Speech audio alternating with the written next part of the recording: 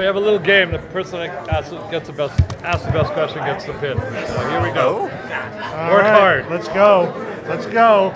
So, how is working with Seth MacFarlane? How is controlling? How is it's really interesting. I mean, I don't think I've worked ever on a show where one person knows the show as intimately, let's say, as Seth MacFarlane knows this show. This is his rhythm, his heart, everything is Seth MacFarlane. So it's been really interesting because it's very different. Very different than working on some other shows where, writers write the script, give it to you, and, do what you want with it. But this is one that you have to find what that heartbeat is, as the writers do. I think we all do, and then have to play in that world.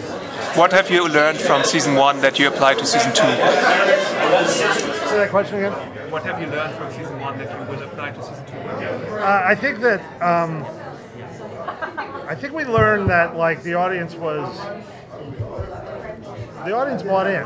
I mean, I think last year, right before we premiered, there was a lot of concern about whether people would buy a show that had both comedy and drama, and that week to week wasn't the same. Seth was always confident. I think that when we went to season 2, we found out, the audience was right with us. So what we're learning is fully invest in those characters, learn more about them, provide that variety. Some shows are straight up comedy, some shows are heavy, dramatic, and dark. It's really a mix, and it's really finding good stories to tell and really using your characters in a good way. Do you think we learned anything from season 1? I think the most important thing we learned was that what we were trying to do was working. Yeah, I think. Because it was a question of our audience. Some of these episodes have stretches where there's no comedy, where there's something really serious that's happening that you don't want to undercut the legitimacy of the drama. It's what Seth's vision for the show. There's always a little nervousness about whether it would work, and people liked it. And so loved it. I felt it freed us up of just knowing, okay, we don't need to be nervous about it. Yeah. We don't even have to question it. Right. So Star Trek was a lot about bringing different types of people together. That was a huge component of that. Do you feel like that plays a part in the Orville? Yeah. Look, the Star Trek ethos is alive and well, in Orville, and diversity, and a future that encompasses all types of people and aliens is part of the show. It's a part of the tradition of a show like that. And are these shows, do you feel, having an impact in that kind of way on viewers, greater society? Hope so. Look, I worked on Star Trek for 15 years, and I think it does. I think that Whoopi Goldberg was an actor I worked with. When she saw Nichelle Nichols on the bridge of the Enterprise, it was the first time she saw a black woman on television doing something that's part of the ritual. It's a big deal for Whoopi, and she wanted to be on the show for that reason.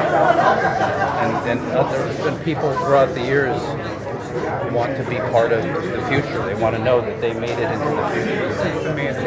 I'd love to know how the writer's room works. So when you guys are starting to break story, are you saying we want to have a first contact episode and then let's see what kind of storyline we can have within the characters, or is it more about the character motives? You're making it sound really organized. Here's what we're going to do. So simple. A, B, C, done. Let's go home. I'm sure it's not that way, but how do you guys approach kind of the writer's room? How do you guys break story? It starts with an idea. It starts with whether it's an idea for an allegory, or whether it's an idea of, we haven't done a story around this character. Who's this character? What can we do with this character that we haven't done? It's all sorts of things. It's there's something happened where the makeup artist can do a great piece of makeup, and we're like, let's build a show around those aliens. Let's figure out who those aliens are and make a cool alien, and what do those aliens mean to the Union? And which happened this year. Which actually happened. Absolutely happened this year. And but it's also, what did we do last year that worked, and in the writing of a story and then in the production of an episode, you suddenly find things like you didn't intend, and suddenly you say, what was really interesting was that scene in that episode. Maybe we could do a story around that. So it's that. It's very.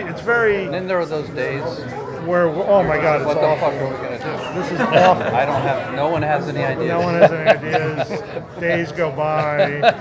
We can be locked in on a story that we thought was great, and like in the middle 4 days push it in, forward. I think we're going to throw this in. That's when you do the musical episode that you teased about last year when I asked you. Did you mention musical? I asked everybody in the room last year about it. That's one of those season 5. Yeah. Well, I mean, We've all And been, that's what you said last we would do it if our lead actor could sing. Oh shit, he can sing.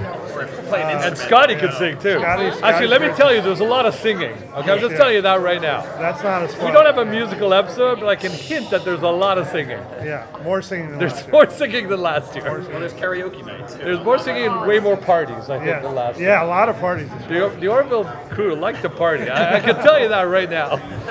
When I did 24, our guys didn't party much. These guys party. Can you confirm how many episodes season 2 will have? 15. 15. Right? Yeah, yes, because there were. Because it said earlier that it was like 12 only, or that you carry over one episode from the first season. Or Yeah, that's what happened, and then we added another one. It So. was 13. We carried over one from last year, so that made it 14, and then We added one more. And then we've now added one more. but you can't do like 22. We want a 16th. Any ideas? I assume you can't do 22 because of the special effects, right? No, actually, the issue is Seth and the writing. Yeah, That that's Seth the is, issue. unlike any other show with a lead actor, Seth is in the writer's room till those scripts are broken and finished. He writes also more than half of them. And that is not an exaggeration. It's not like he writes them. No, he writes them. And then he rewrites the others. This is his vision. And so that means that we need a writing period and then a production period. And then a post period. And then a post period because he does Which all he's the involved posts. also in. So, It's Most unbelievable, shows you're quite writing, honestly. like on 24, Yeah. right. to your horror, the scripts were being written while they were being prepped sometimes. Right. We have all 13 episodes written and Before we locked start production. Before we And start we do have to because of visual effects Right. and the art department. We Thanks, really guys. I'm going to. the art other department show. on this show are working well in advance of everybody else. Again, because you're building complete new worlds. We build a lot of sets. We really do. We've built so many sets this year. It's unbelievable. Right. You're seeing all new parts of the ship, which is, I think, exciting for the fans because that's always. And then again, whole new worlds. I think Yeah. probably 3 for sure, and maybe a 4th. So you're seeing whole new worlds. And they're pretty extensive. I mean, we're Really extensive. New 4, I ships, think new we- enemies. Yeah. It's good. It's fun. I was just about to ask if you could give like 3 teasers or something on season 3. Just did. The singing, that's a teaser. Lots of singing, lots of parties. It's really fun. I mean, we got the best cast on TV as far as I'm It's a concerned. great cast. It's an incredible cast. And I was asking the cast before, worked with some great guest stars last year. Yeah. I'm sure you guys can't tease anything for the next season. That's right. Just talk about working with like someone like Charlize Theron, like on TV, where you don't get Right. to see her really Well, ever. I think the key to it for us in production is that they come on as fans of the show already. Either fans of the show or either fans of Seth, or both.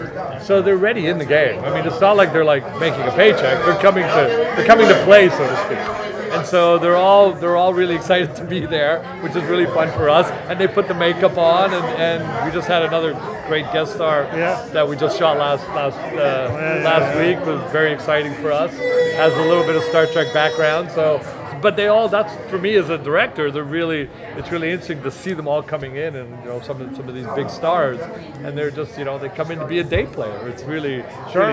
Charlize too. Amazing. Charlize came in, and I mean, we didn't make it easy on her. I mean, she had a big part. Yeah, it was a big part. There's a great blooper from a great outtake because she had so much technical dialogue. And there was one scene where she had a long technical speech that she had to keep redoing, and finally she yells, "I hate space!" But then she got it, and if you watch the episode, you can't tell that she had any trouble at all. Because she's so Such good. a pro, Yeah. so amazing, so much fun to be around. Was there, as he said, as John said, she was there to play. She They had all great. have We it. had such Every a great single time. one. Nobody's phoned it in, so to speak. Everyone loves it, and you know the makeup process alone. I mean, it's a 2 hour to 3 hour in the morning. You're sitting in it all day, Right. and so you know we're in the middle of the summer, and so a lot of it, and no complaints. They're right there with us. They want to play. They come back and do other bits with us. So it's really exciting. It's really exciting.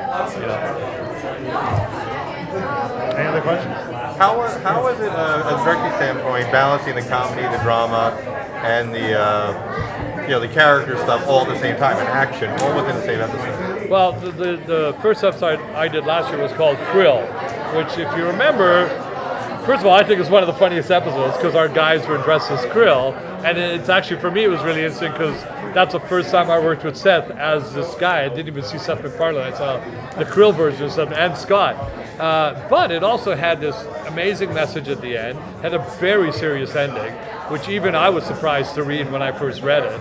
And so then I realized, okay, this is the show. And at the end of the day, it's storytelling. As long as you've got a good story, then all that other stuff sort of works its way in, you know. And like David was saying in the other thing, sci-fi's always got comedy in it, really. It's just a different style of comedy. I think the one thing we didn't talk about over there was the fact that there's also an interesting slice of comedy that we're doing, which is everyone knows everything about sci-fi, like the guy on the screen. Right. So you wink at the fact that he's not exactly in the middle, you know, like we did in the first episode. So that's really interesting because that's a new thing. Right. Now we've got audiences that are so in tune with sci-fi that we can fool around with it a little bit and play what we know they know about sci-fi and play against it a little bit or make fun of it a little bit, which is kind of new. I think that's new. Well, that was a big part in the Krill that John directed.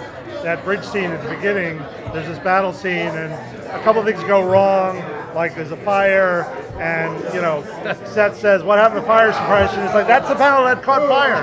And, you know, that's like that's a wink to a little bit of a wink to, you know, that world. And we have a lot of fun with that without breaking the fourth wall, without winking at the camera.